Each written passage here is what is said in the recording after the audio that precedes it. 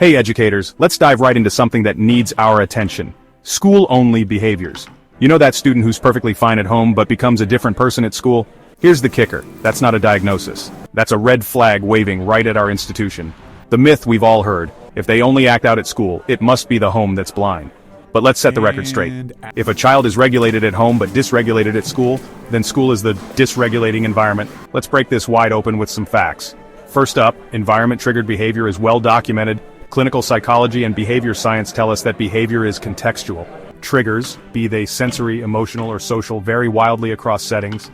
What may look like opposition in school could actually be sensory overwhelm, task anxiety, or shame from an adult's tone. And for autistic students, masking fatigue is a big one. Dr. Ross Greene, author of The Explosive Child, puts it plainly, the function of behavior must be interpreted through context, not assumed through repetition. Second, mislabeling is misdiagnosis. Psychologists who overlook environmental context violate basic diagnostic criteria under the DSM-5 TR, which states, symptoms must be present in multiple settings and cause significant impairment to meet diagnostic thresholds. So if it's only happening at school, that's an environmental issue or the diagnosis is being weaponized, not assessed. Now let's talk legal facts. Under the Individuals with Disabilities Education Act, schools are legally obligated to identify behavioral triggers, document patterns, provide functional behavioral assessments, and implement individual behavior intervention plans. If they're not doing that, it's a violation of FAPE, Free Appropriate Public Education, and Section 1414 D3(b)(I) of IDEA.